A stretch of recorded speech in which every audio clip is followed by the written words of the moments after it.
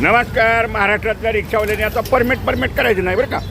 आता काय बिन परमिटच्याच रिक्षा चालणार आहेत. ही रिक्षा घ्यायच्या, लायसन बिलला Aadhaar card, PAN card, voting card हे असले की RTOवाले गाड्या पास करतात. पण हे लक्षात ठेवा, मराठी भाषा येणं अत्यावश्यक आहे आणि तुमचं Aadhaar card, PAN card, ration card वगैरे हे कागदपत्र द्यावे लागतील. पण आता ही काय कायमची बंदी आलेली नाही बरं का परमिटवरची. ही तात्पुरती स्थगिती दिलेली आहे.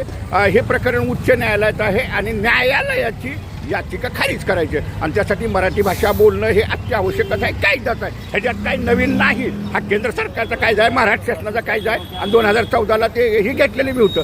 उगाच आपण म्हणजे मराठी बोललं पाहिजे, मराठी बोललं. कायदाच आहे तो, स्थानिकांचाच व्यवसाय आहे, मराठी बोलायचं असतं. पण आता महाराष्ट्रात 1 तारखेपासून टॅक्सीची परमिट द्या आणि नाशिक जिल्ह्यासाठी 1000 टॅक्सीची परमिट द्या म्हणून मुख्यमंत्र्यांच्याकडे मागणी केलेली आहे.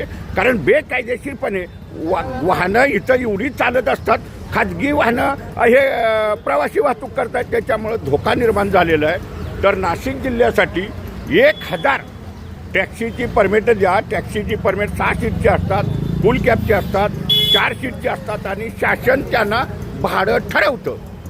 त्याच्यामुळं टॅक्सीची परमिट 1 मे महाराष्ट्र दिनापासून त्यांची मौखिक परीक्षा घ्या, कागदपत्र घ्या आणि टॅक्सीची परमिट नाशिक जिल्ह्यासाठी 1000 परमिट द्या. त्याच्यामुळं बेकारीला आळा बसेल. लोकांना कामधंदा नाहीत, व्यवसाय नाहीत. म्हणजे ज्याच्याकडे 4 चाकी वाहन चालवायचा परवाना आहे, प्रवासी वाहतुकीचा बिल्ला आहे, Aadhaar card, PAN card, voting card, ration card, 15 वर्षाचा वास्तव्याचा दाखला, पोलीस रिपोर्ट आणि त्याला मराठीची परीक्षा घ्या. बोलता येतं आहे का नाही, भौगोलिक परिस्थिती आहे का, माहिती आहे का नाही, हे ज्यांना माहिती आहे त्यांना नाशिक जिल्ह्यासाठी 1000 टॅक्सीची परमिट द्या, जेणेकरून बेकारीला आळा बसेल. असं आम्ही मुख्यमंत्र्यांना पत्र दिलेलं आहे.